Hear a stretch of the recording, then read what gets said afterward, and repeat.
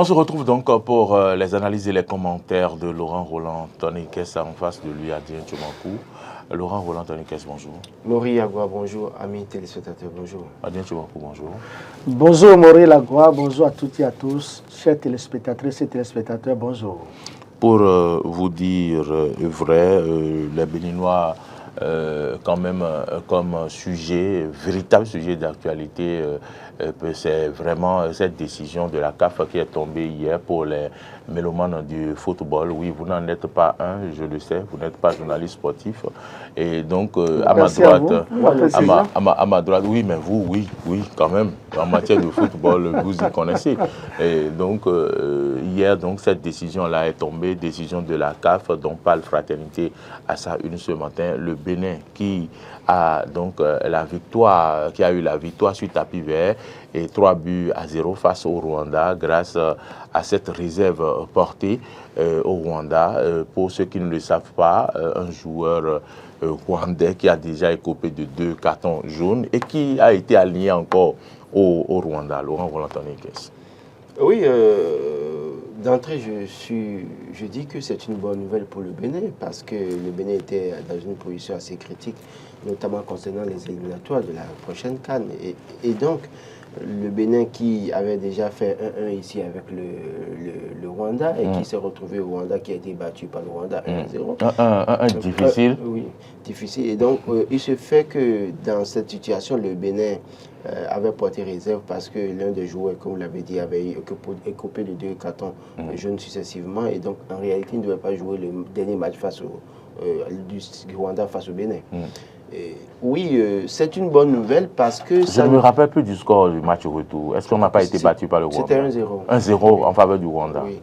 Et donc, je crois qu'aujourd'hui, il y a un problème. C'est-à-dire que oui, le Bénin vient de gagner sur tapis vert 3-0.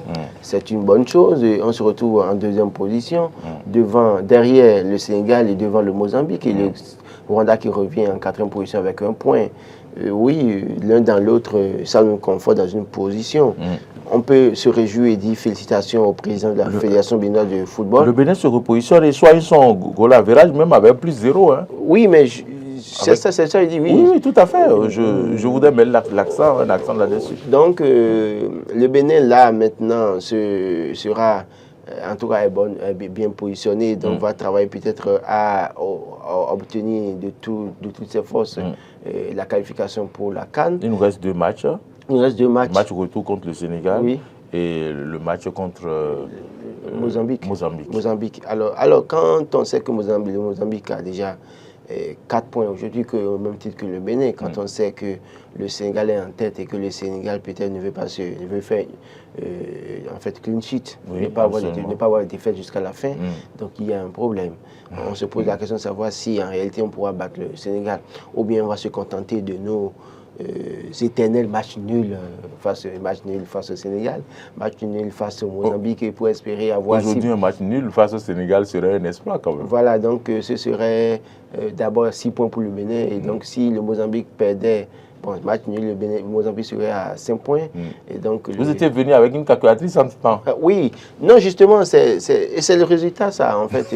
on a appuyé la calculatrice pour dire, mais si, entre-temps, la CAF donne raison au Bénin aussi, pour le fait qu'on a porté réserve, c'est qu'on se retrouvait en deuxième position, c'est en 4e. Tout à fait. Non, c'est une bonne nouvelle, mais moi, peut-être, on me dira que je suis éternel polémiste, mais jusqu'à quand nous contenterons-nous de cette situation? Est-ce que vous voulez un peu mon avis? Oui. Oui, c'est une nouvelle qui est tombée, qui peut-être réjouit les Béninois, mais je n'en suis pas vraiment fier. Merci beaucoup. Je n'en suis pas vraiment fier parce que je n'ai pas une équipe combative comme je pouvais m'y attendre. Voyez-vous? Donc, je me dis, cela ne me rassure pas pour la qualification en fait. Au fait, non, la qualification est possible. Seulement, je dis, est-ce que nous allons toujours nous contenter des matchs nuls ou bien de contenter du fait qu'il faut porter réserve chaque fois pour gagner une compétition, pour espérer participer à la CAN? Dans ces conditions, on ne sera que distributeur. Nous avons eu un incident heureux de parcours, c'est la CAN 2019. J'appelle ça incident heureux. Parce qu'on a fait match nul. On s'est retrouvé en 8e de finale. On a battu le Maroc d'abord pour aller en quart de finale et c'est le Sénégal qui nous a battu avec 1-0. Donc, difficilement battu. Voilà, quand vous regardez cette situation, moi j'appelle ça incident heureux à un moment donné pour nous et ça réconforte. Non, à l'époque, il faut le reconnaître, on avait une équipe très combative. Il faut le reconnaître. Non, il faut le reconnaître. J'en veux pour preuve les 2 buts que nous avons marqués au Ghana. Je suis désolé. Si on n'a pas fait 0-0 sur tous les matchs. Quand on a une équipe combative, on ne va pas faire match nul à la CAN.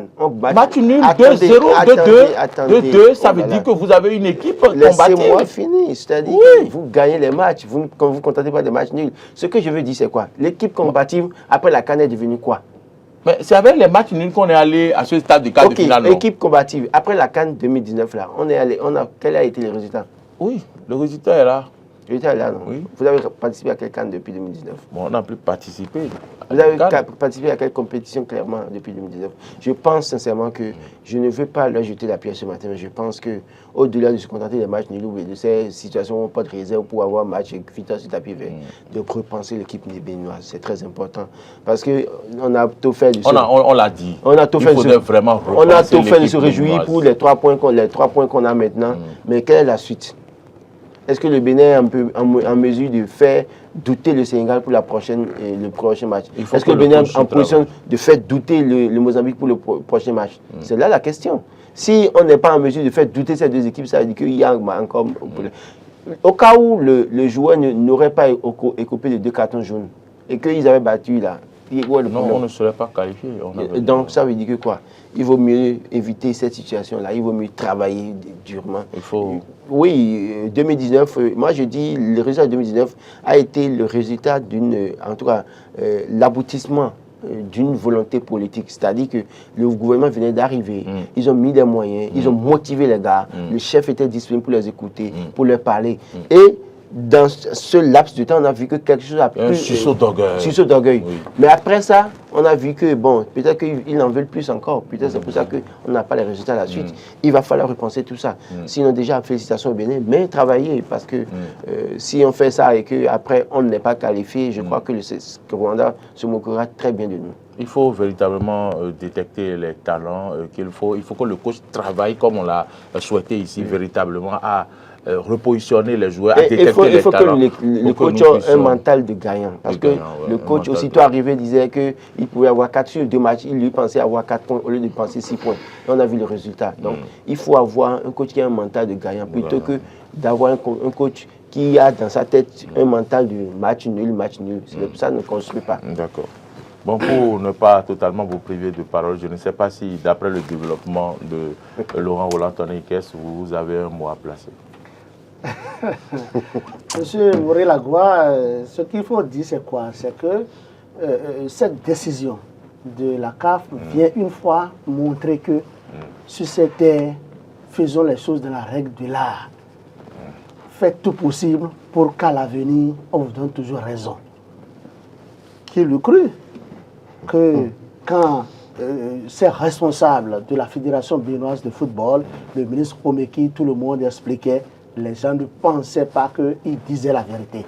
Et vous savez, quel que soit ce qui se passe, la vérité finit toujours par triompher. Cette décision de la CAF vient montrer que le peuple béninois, partout où nous passerons, nous montrons toujours à la face du monde que nous sommes plus ou moins honnêtes. En Afrique, les plus honnêtes, c'est des Béninois. Il faut qu'on se dise la vérité. Vous avez vu cette décision de la CAF? Ça a montré effectivement que les gouvernants de mon pays disaient la vérité. Déjà-Cus disait la vérité. Personne n'avait dit qu'il mentait. Non, écoutez, ce que je dis, ce n'est plus au plan national. Nous parlons de la sous-région. Parce que cette décision est un peu partout dans le monde entier maintenant. Sur les réseaux sociaux, un peu partout, les gens ont compris que effectivement l'équipe rwandaise avait truandé, qu'il y avait une mafia qui avait entaché ce qui était passé. la vérité vient de triompher. Donc, je pense que bon, l'équipe voulait tromper notre vigilance. Notre vigilance, nos dirigeants ont été très habiles. Et puis, bon, ils ont pris par la bonne voie. Ça pourrait passer facilement. Oui, au fait, il faut préciser une chose. Ce n'est pas le Bénin le problème aujourd'hui. La CAF a joué de statu avec le Bénin par le passé. Et donc, à ce niveau, tout le monde avait les yeux rivés sur la CAF pour voir comment ils vont s'en sortir cette fois-ci. C'est peut-être ça qui a marché pour le Bénin. S'il n'y avait pas un précédent, je parie que ça pourrait passer facilement pour Quand vous parlez de Saltou, c'est ce qui est arrivé avec le Libéria. Oui, donc, c'est-à-dire qu'il y avait déjà deux situations dans lesquelles le Bénin avait eu le problème, mais la CAF, on ne sait pas par quelle alchimie a donné raison aux autres.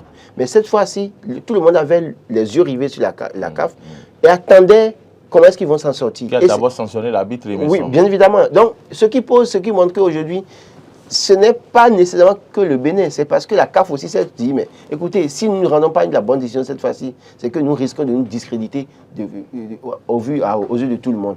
Donc c'est pour ça que moi je pense qu'au-delà de tout, personne n'avait douté que tout le monde avait vu les images, était conscient que le joueur avait déjà écopé de 2 cartons. Mais à un moment donné, on se posait, les gens se sont posé la question, mais pourquoi tout le temps attendre cette situation-là pour espérer une victoire? Alors qu'en réalité, sur le terrain, on avait des occasions en or de gagner. Ici, on a marqué un but. Mais finalement, on voit que les gars sont venus égaliser. On a vu la même situation avec le Nigeria. Les gars, pour le dernier match, on devait gagner 1-0 pour être qualifié.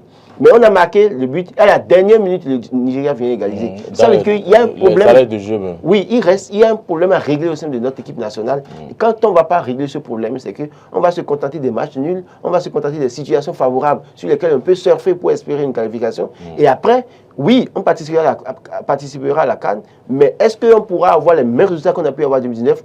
Est-ce qu'on ne sera pas des distributeurs automatiques de points à la CAN? C'est là la véritable question. Et je pense que sur la question, on est d'accord, fier de ce que des choses sont faites. On est d'accord et fier de ce que le gouvernement s'évertue à améliorer le monde du sport. On se réjouit de ce que le ministre Omeki est tellement engagé. Mais il faut revoir le foot, repenser pour que nous ne soyons plus là à nous contenter des matchs nuls ou à surfer sur les situations favorables qui pourraient nous accorder des points sur tapis vert. Autrement dit, Adrien Tchoumankou, le tout ne suffit pas d'être qualifié pour la CAN. Pour ne pas aller distribuer des points, il va falloir résolument détecter les talents, travailler, avoir une équipe combative.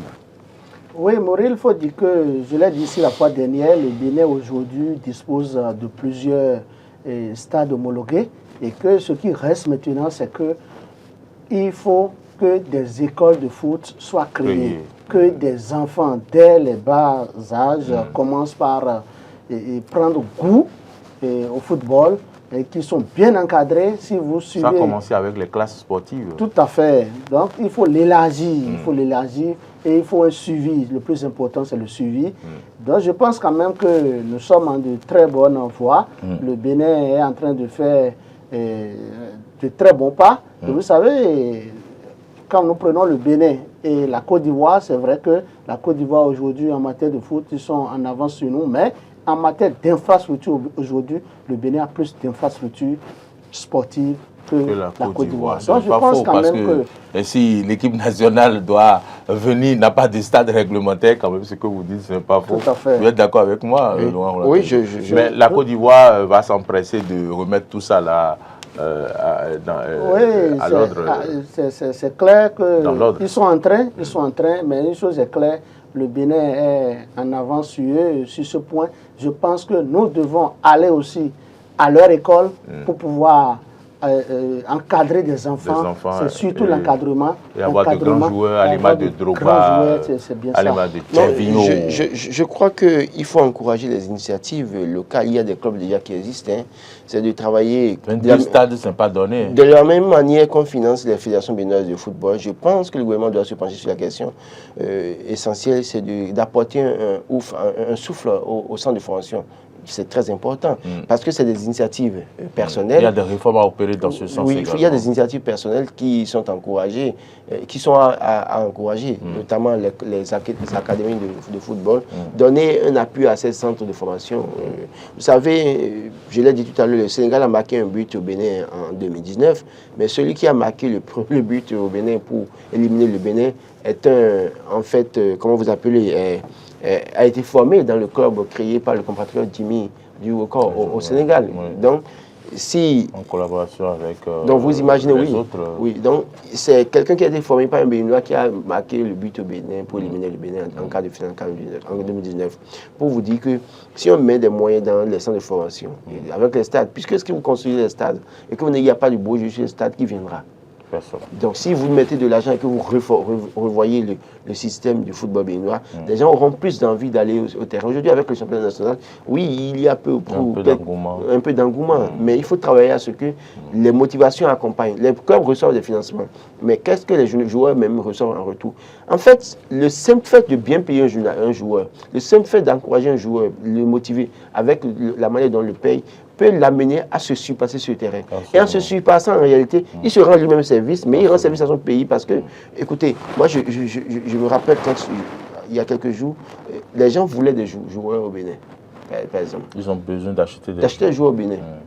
Mais ils ont demandé quel est le niveau du championnat national. Je me rappelle, il y a 4 ans ou 5 ans en arrière, il y avait un joueur béninois qui jouait pour Énergie Football Club. J'étais au stade le jour-là. Et à l'époque, j'étais encore journaliste sportif.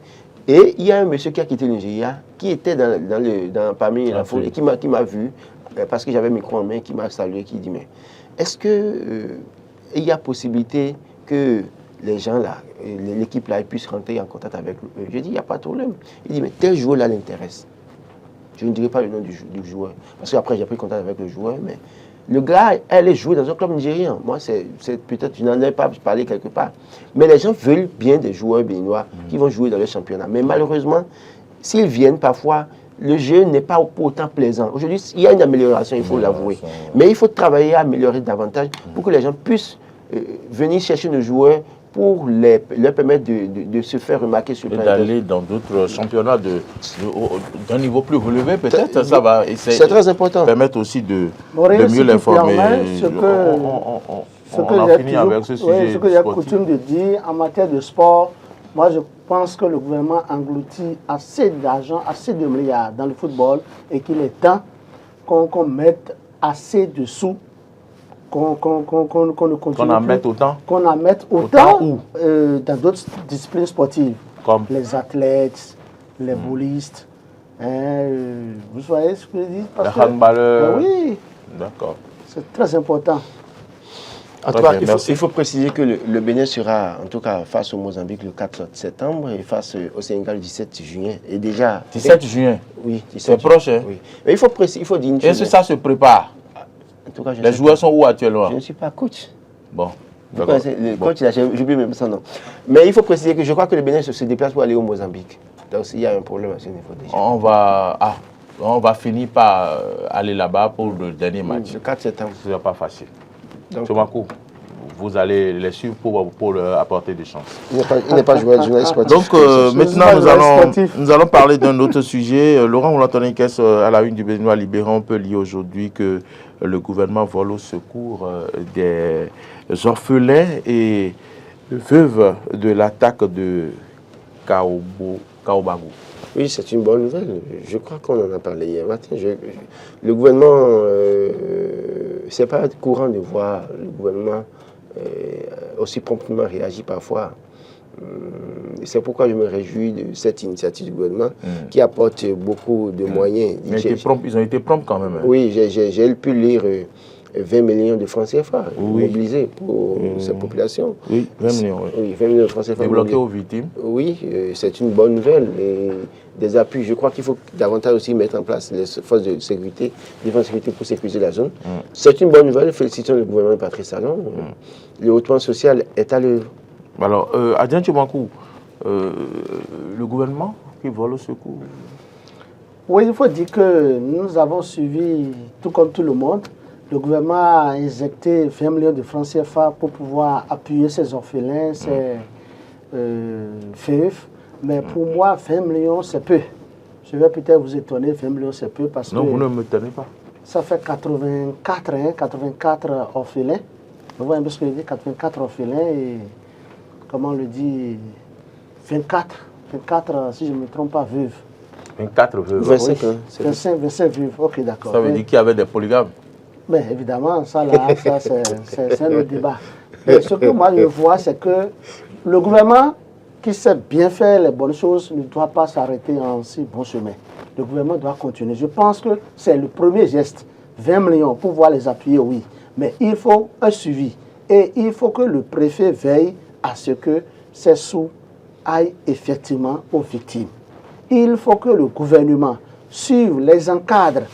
Même si c'est des travaux champêtres qu'ils faisaient, il faut qu'ils aient un suivi mieux que d'autres. Parce qu'en réalité, c'est des gens qui sont affectés. Ce n'est pas facile. Des pères de famille qui abandonnent, qui ont été égorgés. Le préfet ne se hasardera pas à ne pas gérer bien ces Non, je pense que le gouvernement va bien suivre la gestion de ces fonds, vraiment ça aille, pour que ça aille vraiment aux victimes. L'investissement, les investissements qu'on doit faire. C'est l'occasion pour moi d'inviter d'autres organisations. Vous-même, vous êtes là, Foyer d'amour. Non gouvernementales, Foyer d'amour est là. Foyer d'amour, des fondations comme des fondations que Mme Claudine Prudensou appuie souvent.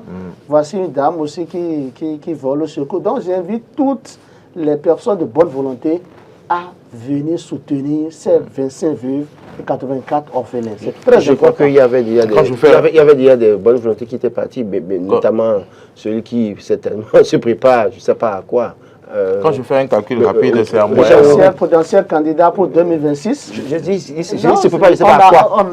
On a tout suivi, mais je pense il y a une autre organisation aussi qui s'est penchée. Même la première dame est attendue. Je pense que c'est l'occasion pour moi de l'inviter, puisque beaucoup en parlent. Il faut que la première dame fasse un geste pour pouvoir appuyer, parce que c'est les actions sociales du genre que le peuple attend de tout un chacun de nous. Permettez-moi de glisser vers un sujet. Quand je fais un calcul rapide, je vois que je pense, même si je donne le nombre de décès à 15 dans cette localité, je vois quand même qu'en moyenne, il y a 5 enfants par famille. Oui, donc ce n'est pas nécessairement des polygames. 24 veuves. Oui.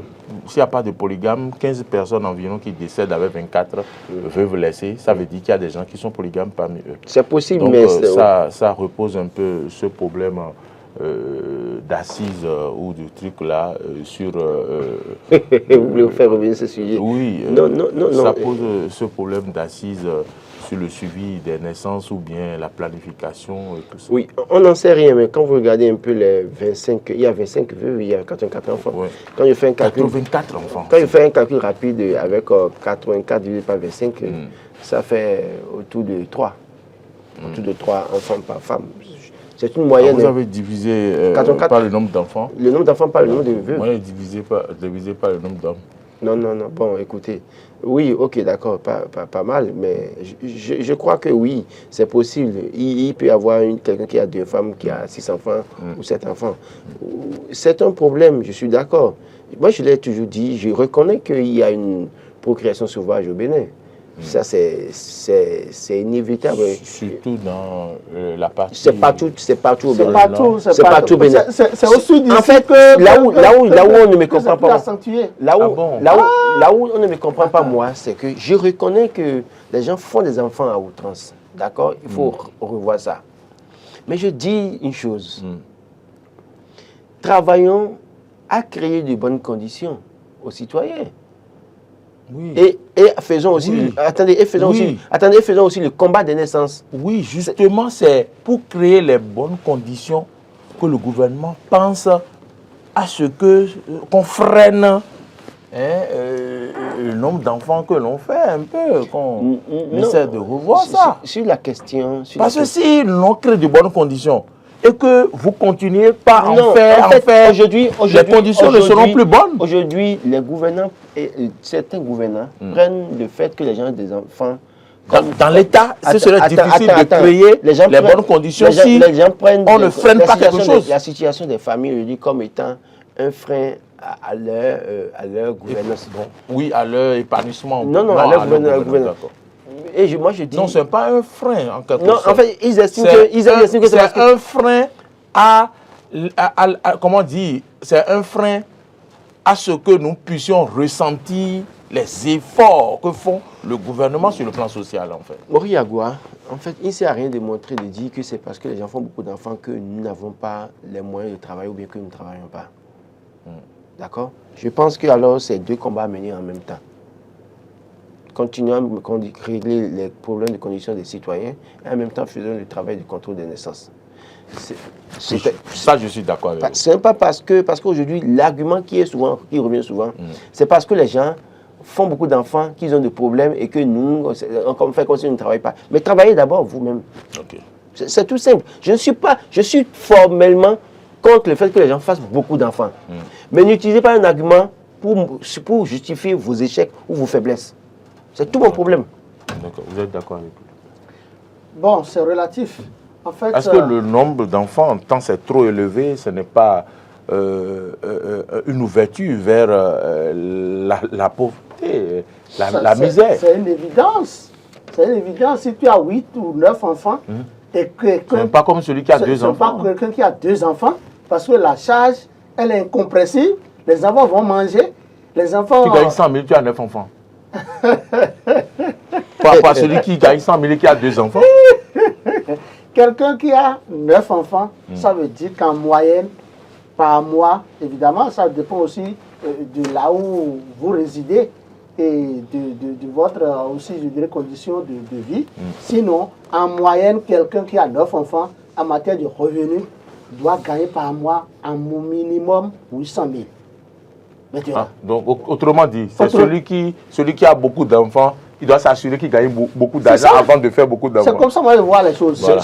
Ça même, c'est mauvais. C'est ce que j'ai dit. C'est-à-dire que même quand vous gagnez beaucoup d'argent et que vous pensez que... En fait, le débat n'est même pas là. Pour moi... Écoutez, vous ne me laissez pas parler. Je ne dis pas que quand tu gagnes assez d'argent, d'avoir beaucoup d'enfants. Voilà, mais il faut rectifier. Mais ce que je dis, c'est quoi? Pour mieux nourrir ta petite famille là. Quand tu as 9 enfants, il faut que tu gagnes en moyenne 800 000. Maintenant, si toi-même tu vois que tu ne gagnes pas 1 million de francs CFA par mois, à quoi bon? Nous disons la même chose. Non. Écoutez, Mori Yagua, je pense qu'il y a ce qu'on dit là. Il y a les aléas de la vie. D'accord? Vous avez 800 000 francs comme salaire. Ouais. Vous êtes permis d'avoir 4 enfants ou 5 enfants. D'accord? Mais à un moment donné, peut-être les aléas de la vie font que vous perdez votre emploi. Vous n'avez pas de revenus. D'accord? Et vous pouvez vous retrouver avec 5 enfants sous la main. Ça ne veut pas dire que c'est quelqu'un qui ne comprend pas ce que vous étiez hier, viendra dire que vous n'avez pas contrôlé vos naissances. Et c'est de ça que je parle. Je dis, évitons de justifier le fait des naissances par le fait que, oui, on a des difficultés. Les faiblesses d'un pouvoir ne sauraient expliquer le fait que les gens, c'est parce que les gens font des enfants. Travaillons nous autres à améliorer les conditions des citoyens. Travaillons à créer une situation où, je dirais, un climat ou un environnement. Un environnement où il y aura plus d'emplois pour les jeunes. Créons un environnement où beaucoup de choses sont favorables pour les citoyens. Et de ce point de vue, en même temps, on fait le combat du contrôle des naissances pour parler aux gens. Mais quand on veut justifier le contrôle des naissances par le fait que c'est parce que les gens font beaucoup d'enfants que le gouvernement a du mal à satisfaire les besoins, je dis c'est une fuite en avant. Non, et j'insiste là-dessus. Je ne suis pas d'accord pour ça. Je ne suis pas d'accord pour ça, d'autant plus que plus les gens sont nombreux, plus ça constitue des charges pour le gouvernement. Le gouvernement est là pour assumer toutes les charges. Donc le gouvernement a l'obligation d'œuvrer. Ce n'est pas le gouvernement qui me paye l'électricité. Écoutez, ce n'est pas le gouvernement qui... Ce n'est pas le gouvernement qui me paye l'électricité. Quand je ne paie pas l'électricité, on vient me couper. La démographie est un levier de développement. Le débat qui est faux, c'est un faux débat. Je dis une chose, j'insiste là-dessus. Celui qui a une poissonnerie, qui vend 2 tonnes de poissons par mois, parce qu'il y a plus de bouches à nourrir, quand vous dites ça et que le nombre de bouches à nourrir diminue, ça veut dire qu'il va vendre 1 tonne de poisson par mois, alors qu'au niveau des impôts, il a l'habitude de payer 500 millions par an. Dans une certaine mesure, quand vous diminuez aussi à ce niveau, sachez qu'au niveau des recettes, ça va diminuer aussi. En fait, Je dis, et je suis là-dessus, la démographie est un levier de développement. Il faut savoir quelle politique mettre en place pour permettre aux citoyens de vivre dans de bonnes conditions, pour en même temps aussi les sensibiliser sur la naissance. Mais dire que c'est parce que les gens font beaucoup d'enfants qu'il y a des problèmes, c'est un faux problème. Et j'insiste là-dessus. Je le dirai partout où je serai. Parce que je pense que dans une certaine mesure, j'ai comme l'impression qu'on ne veut pas faire beaucoup d'efforts, on veut se contenter de ce qu'on fait déjà, on pense qu'on fait de beaucoup et on veut dire maintenant que c'est les Béninois qui font beaucoup d'enfants qui sont les problèmes. Attention. On va parler de moi, je n'ai pas beaucoup d'enfants et je n'encourage pas les gens à faire beaucoup d'enfants. Je suis contre le fait que les gens procréent tout le temps. Il faut comprendre, il y a des gens qui n'ont pas de télé dans leur maison. Hein. Quand le monsieur rentre là, il saute sur sa femme. Donc, encouragez-moi à faire beaucoup d'enfants. Attention. Vous savez que la télévision fait partie des indices d'aisance. Des indices d'aisance. Donc, oui, si vous avez une télévision, on peut vous compter. C'est un indice. Oui, quand vous non, c'est pas au village. Ceux qui ont télé, vous avez étudié à l'université. C'est-à-dire que quelqu'un qui a une télévision, c'est un indice pour le classer dans une certaine classe. Oui, et d'ailleurs, même ceux qui ont télé à la maison, quand ils rentrent à la maison, au lieu de penser tout le temps à leur femme ou sauter sur leur femme, au moins ils sont devant la télé pour se distraire un peu. Donc, oh non. Non, parfois, il y a des fuites de responsabilité. Il y a des gens dont les trucs ne font plus trucs là. Ils se réfugient devant les télés. Bon, ça, c'est une parenthèse. Donc, je pense que les gens se jettent sur les femmes matin, midi, soir. L'église vous dira que l'église catholique vous dira que la planification familiale n'est pas une bonne chose. Voilà un autre débat qui viendra. On va ouvrir ce débat après. On va ouvrir non, moi, je ne suis pas contre la planification familiale. S'il vous plaît. Et on va ouvrir ce débat, peut-être on va faire un plateau spécial sur ça. On va parler d'un dernier sujet. Je vois à la une de Matin Libre, si il le permet, Marcel Yedo, je ne vais même pas appeler son nom aujourd'hui, c'est lui qui est à la réalisation, le jury compétent. S'il le permet, Matin Libre parle d'un sujet, il dit comment Romain sera traité au Parlement. Comment il sera traité? Le gars est député. Le journal s'interroge, comment Romain sera traité au Parlement? Il sera traité comment, Adrien Jomakou? Romain est député comme tout député. Alors, la décision... C'est pas lui qui a tué Jésus. Ou bien? C'est la Cour constitutionnelle qui l'envoie s'asseoir à l'Assemblée nationale. Voilà l'argument. Donc, une chose est claire, il est député propre. Je pense que Romain va apporter un peu plus de souffle au débat très enrichissant à l'Assemblée nationale. Mais on parle de comment il sera traité. Comment il sera traité, c'est quoi? Est-ce que vous comprenez la question? Je comprends. Le journal s'interroge comme si c'est un Judas. Comme si c'est un Judas qui vient dans l'Assemblée. Pas du tout. Robert, à l'Assemblée nationale, il sera traité comme... Les tests lui donnent droit d'aller à l'Assemblée, non? C'est la Cour constitutionnelle qui a tranché. Écoutez, ce sont les tests. Les tests interprétés par la Cour constitutionnelle, et c'est la Cour constitutionnelle qui l'a envoyé à l'Assemblée nationale. Merci de me donner raison. C'est les tests. Merci de me donner raison. Qui sont ceux-là qui ont voté cette loi? J'ai envie de poser une question. Et si la réponse du président de l'Assemblée nationale à Romain était un jeu politique? Quoi? Et si la réponse du président de l'Assemblée nationale à Romain était un jeu politique? Écoutez, l'Assemblée nationale, c'est le plus haut lieu de la politique. C'est ce que je dis. C'est ce que je dis. En fait, mais ce qu'il faut comprendre, c'est quoi? Oui. Aujourd'hui, à l'Assemblée nationale, nous aurons le temps de le suivre. Ce qui est sûr, il va défendre. On a réussi à se débarrasser d'un élément gênant à l'Assemblée nationale. Et donc, finalement, celui qui peut être docile est arrivé. Non, écoutez, Yahweh aussi subi les revers de ce que lui-même a semé. Parce qu'il a contribué à voter cette loi. Il a semé, donc il récolte ce qu'il a semé. Toujours est-il que quand on regarde son parcours, je l'ai dit et je le dis encore ce matin, on regarde son parcours, ce n'est pas quelqu'un qui aura ça dans sa poche à un moment donné. Et quand on regarde un peu tel que les choses se dessinent pour 2026, où des noms circulent, où des pasteurs se réunissent déjà pour quelqu'un, et que par le passé, Yahweh a dénoncé avec une verve qu'on lui connaît ce nom, à dénoncer ce que ce nom aurait fait par le passé, il y a matière à se poser la question de savoir si tout ça ne participait pas à un jeu politique discrètement pour l'enlever du système. Parce que le système, le pouvoir législatif, c'est un pouvoir. Il peut en user abondamment. Mais du fait qu'il n'est plus là, c'est qu'il est limité dans son combat politique. Donc, je crois que l'un dans l'autre, Frère Romain a fait son show. Celui qui l'a fait politiquement n'a pas bronché. Son parti politique n'a rien dit. Et vous avez bien fait.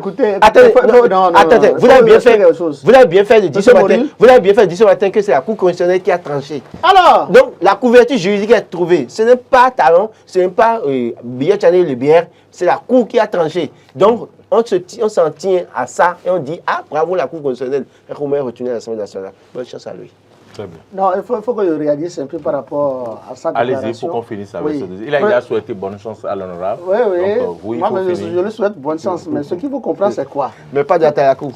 À qui? Personne. Première des choses, vous savez, dans un état de droit, oui. On dit souvent que la faute est personnelle et individuelle. Dès que toi, tu as un problème, le problème, c'est toi. Si ça te concerne, bien que nous parlions de la discipline de groupe, hein, et que Romain devrait obéir, encore qu'il obéit, et qu'il est toujours membre de cette formation politique, mais l'enjeu était de taille. L'affaire, le problème, ça concerne la personne de Romain. Donc, Romain est dans son plein droit de saisir la Cour constitutionnelle afin que le droit soit dit. Oui, mais le droit a été dit. Donc, moi, je pense que Romain, qui retourne à l'Assemblée nationale, c'est de son plein droit. Yawedeou doit savoir que ce sont les tests de la République qui l'obligent à quitter l'Assemblée nationale. Comment il sera traité? Bien traité? Mal traité? Très bien traité. Très bien. Très bien Voilà, traité. Et Yawedeou doit savoir que il y a aussi la discipline. C'est pas Yawedeou qui pose la question. Il y a la discipline du groupe. Je parle de Yawedeou, c'est son suppléant. C'est Martin Libre qui pose la question. Les députés n'ont d'autre choix que de bien traiter Romain, c'est leurs collègues. D'ailleurs, même ceux de l'opposition, même les démocrates, vont bien traiter Romain. D'ailleurs, même c'est Romain qui a été élu député. C'est pas Yawedeou. Donc, il reprend son poste, même si la procédure a semblé être un peu bancale. C'est son procédure n'est bancale. J'ai dit assemblée. Non, je sais que tu as dit assemblée, mais je précise déjà que c'est le droit qui a été dit. Ce sont les tests qui ont été interprétés et la Cour constitutionnelle a rendu sa décision. La Cour constitutionnelle a tranché et c'est fini. C'est la Cour qui a parlé. Voilà. Et la décision de la Cour c'est sans recours. Tout le monde. Et c'est sans recours. C'est sans recours. Merci. Merci à vous. Madame, Monsieur, merci d'avoir suivi donc cette analyse et commentaire de mes débatteurs, Laurent Roland Toniquez à ma droite, Adrien Chomakou à ma gauche. Merci Adrien Chomakou. Malheureusement que je ne maîtrise pas grand chose en sport. Oui, mais vous avez quand même, on vous a permis de placer votre mot. Vous avez au moins félicité les autorités d'avoir fait le travail. Bon, il faut le dire. Donc,